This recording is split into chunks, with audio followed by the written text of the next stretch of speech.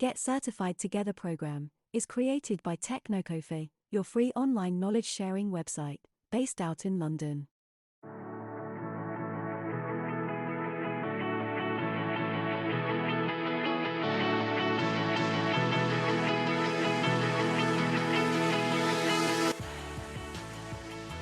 Masking something, you're putting a mask on something, which is if you have some secure information, if you have, for example, your credit card data, if you have your social security number stored for a customer in your database or in any format, what you really should be doing is mask that information. I'm sure you have seen it in your bank statements or in the letters which you sometimes receive from your banks.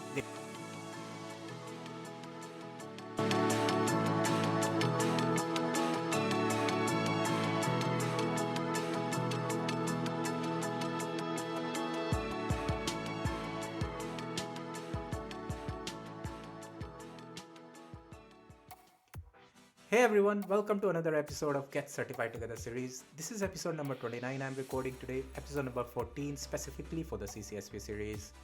I'm recording it after a good 2 weeks gap because I was on Easter break. There was a 2 weeks holidays and my kid was at home.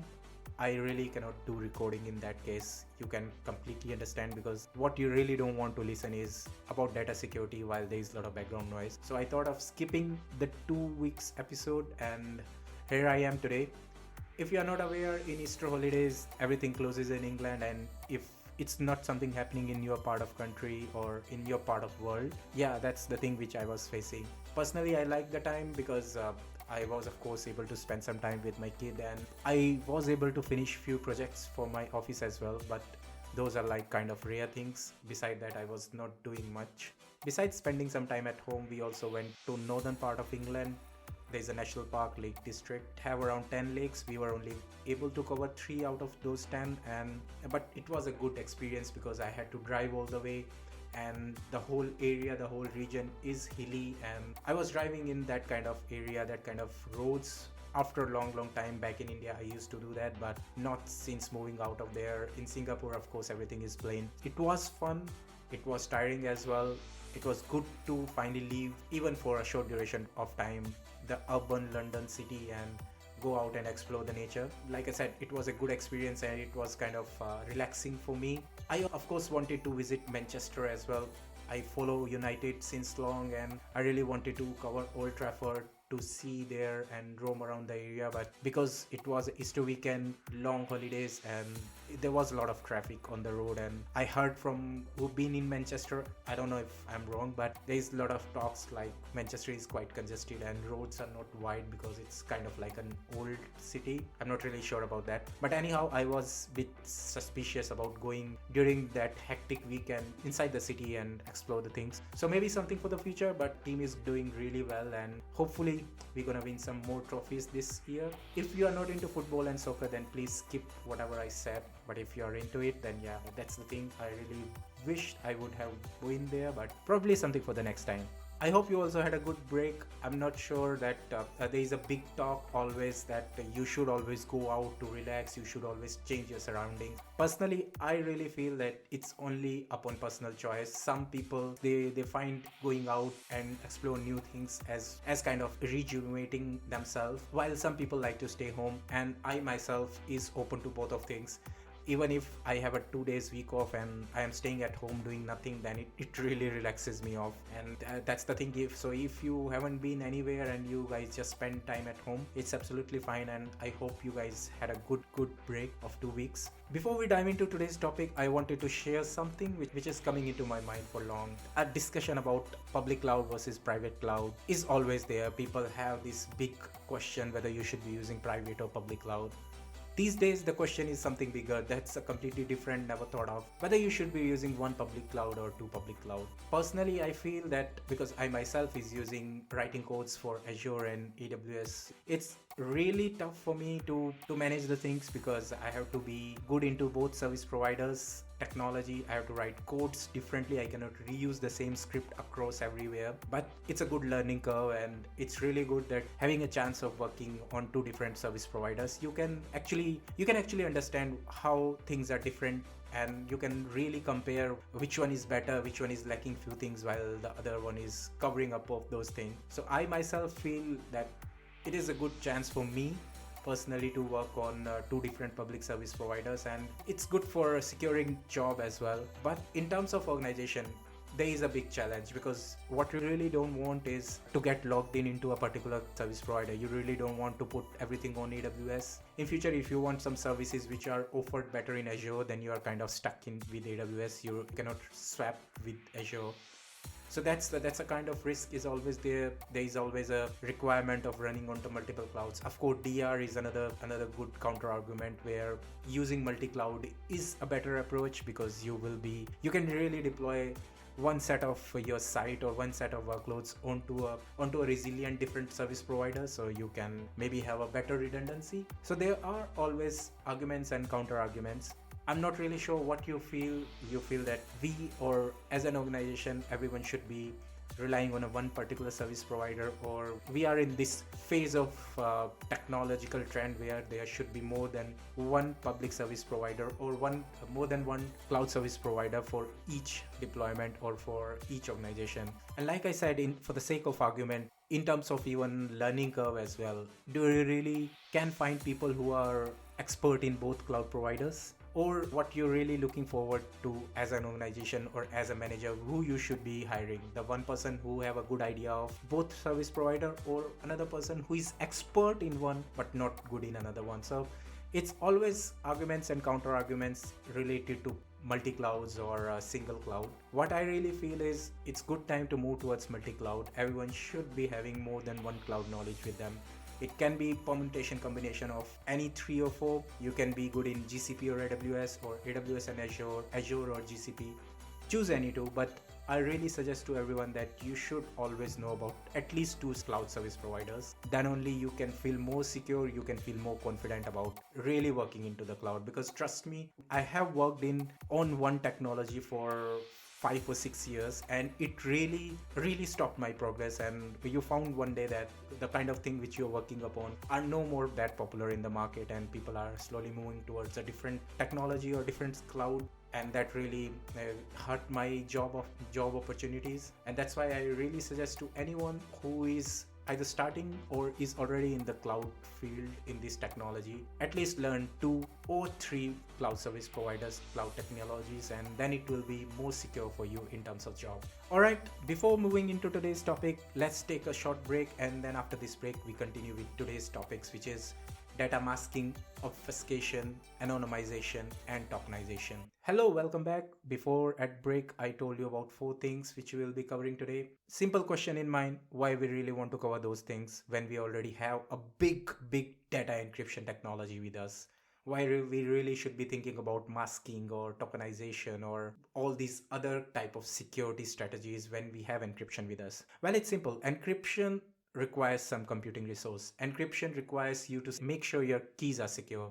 Encryption requires you or the users who are using it, encrypting or decrypting the data, your customer, everyone should be aware of how that encryption technology is working. So encryption is kind of like a more mature solution, but it have its own technological, not disadvantages, but it require more technological understanding of the concept. It require you to set up a computing server as well, because remember, if you are using 2048 or big bit encryption, then you have to use more computing resources to encrypt a particular data, decrypt a particular thing. And KMS is another big headache. You need to make sure that keys are secure. So I'm not saying that encryption is bad. Of course it's not, and it's used widely. It is recommended. You should always be using it. But there are some add-on technologies or add-on security strategies as well, which can help us in making our information, making our data more secure. One of the first is data masking. Now, data masking by name itself, it's pretty clear. You're masking something, you're putting a mask on something, which is if you have some secure information, if you have, for example, your credit card data, if you have your social security number stored for a customer in your database or in any format, what you really should be doing is mask that information. I'm sure you have seen it in your bank statements or in the letters which you sometimes receive from your banks. There is XXX, then last four digits of your account number of your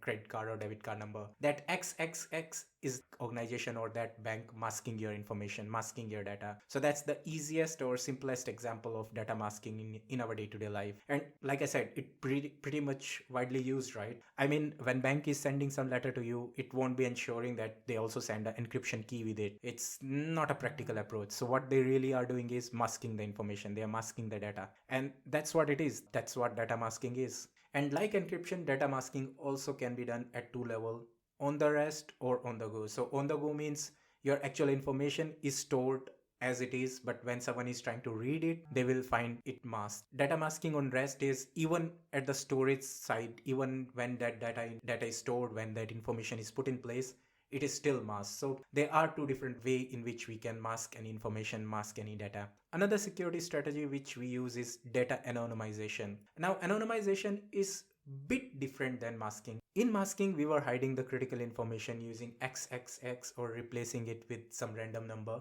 In anonymization, we are just making sure that information which is not critical is anonymized. So for example, if my bank is storing some information related to me, of course they have to make sure that my social security number, my credit card information, everything is masked. But what about my address? My address is not that critical, right? Still, it belongs to me. It actually represents me as a person. But in my lane or in my street, so many people will be living. So it doesn't make sense that you mask everything related to address or related to maybe the city where I'm living in or the postcode. So those kind of information are then anonymized, which simply means is no one will be able to gain my identity even though they hold that information with them. And banks or organization can ensure that particular thing using data anonymization. Last security strategy, which is kind of same as encryption but bit different, is tokenization. Now remember what we were doing in encryption. We were encrypting our data using a key pair. We were using a private key to encrypt our information and then saving it. In tokenization, things are a bit different.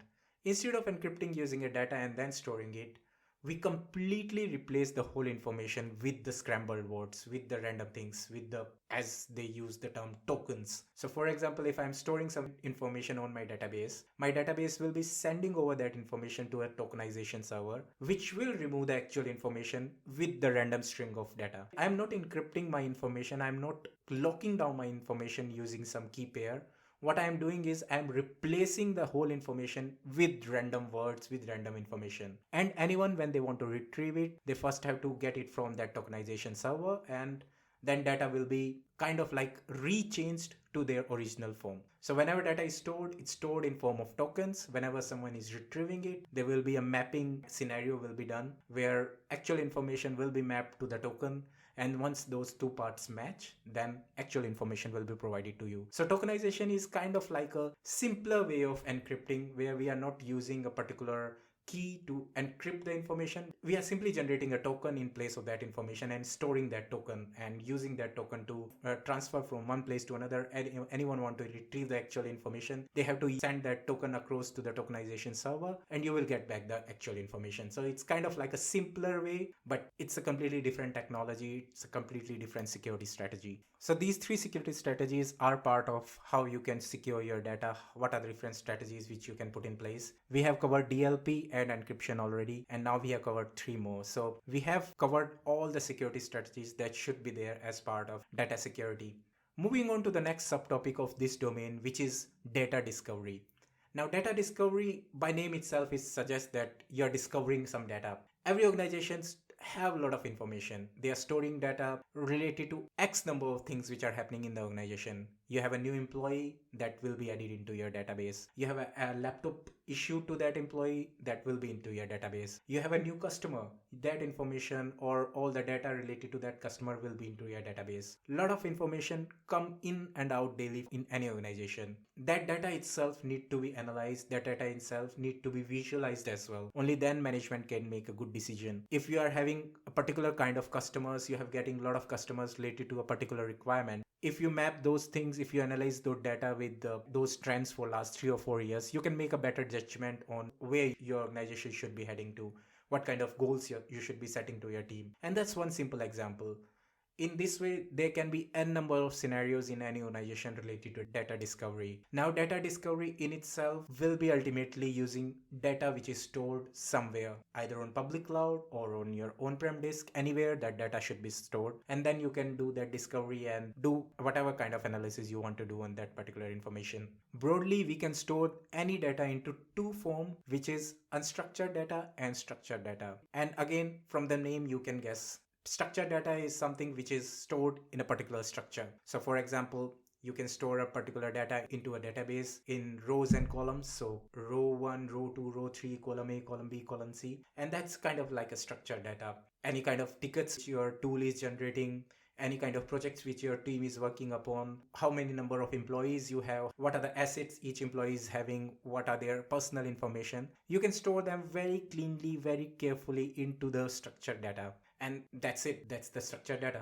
Unstructured data is all the random things which is happening in the organization. You are generating a PDF file, you are creating a document for a customer, all the emails which you are sending in and out, every information which you are storing on SharePoint, everything is unstructured data. All the XYZ dump which is present into your organization. You need to make sure that both of these aspects or both of these different type of information, different type of data always are secure, always are accessed by right people.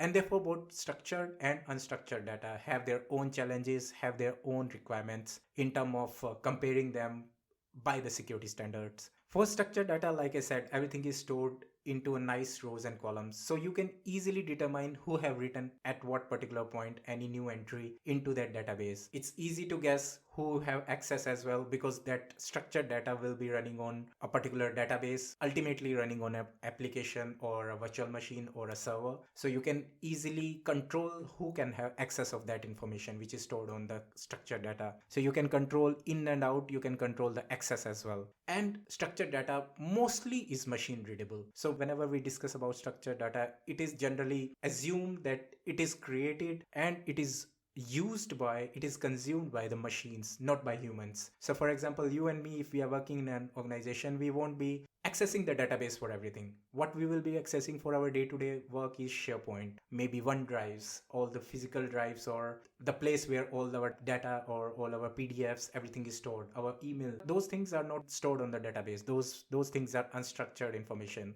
Now, like I said, we will be using a lot of things. We'll be accessing SharePoint, we'll be dumping files in and out. A lot of mess will be there. And as you can assume, in unstructured data, it's quite tough for anyone to determine who is accessing what or control what anyone can access or at what particular time who changed what. Of course, with SharePoint or with as technology is growing, as we are getting more advanced into this kind of sending or storing file, we have a good logging in the Microsoft SharePoint, for example. We can easily determine who changed what for a particular file. But what I'm telling is, if an organization is keeping 5 or 6 year olds information documentation into their network or into their database, into their physical drives, those things you cannot determine who is the owner of those files, who will be right person to approach if something goes wrong with that particular information. So unstructured data is tough in terms of access control, but of course we cannot leave it as it is. So we have to use all our already discussed security strategies and already discussed data ownership, data propriety rules. Those we can use to make sure our unstructured data is also secure. So those are the two different ways in which we can store information. And we should be aware of these two different type of data, because it is one of the subtopic in the exam, and CCSP want us to understand the difference between structured and unstructured data. So that's it for today's topic. I know it was a bit on shorter side, but when I was reading onto these two topics, I found that there's really not much. They are quite simple and straightforward, and I really don't want to cover a third topic in same episode because it will become then a bit confusing if we have so many different type of technologies or terms introduced in a single episode. Ultimately, we have to cover more and more new information, and every topic, every episode, we should be covering at least 2 topics, and that's what we do today. It will be good for us to read into those, and next week we will be learning more about the next subtopics of the same domain, and we will be covering things like data retention policies, data custody, data protection policies. A lot of exciting things are still coming into data security, so be with us, be with me, and we will soon be able to finish the domain 2 for the CCSP exam. Alright, goodbye and good luck. Thank you for listening to Get Certified Together. If you loved our content, then please like and subscribe from your favorite podcast platform so you don't miss the notification for our next episodes and announcements.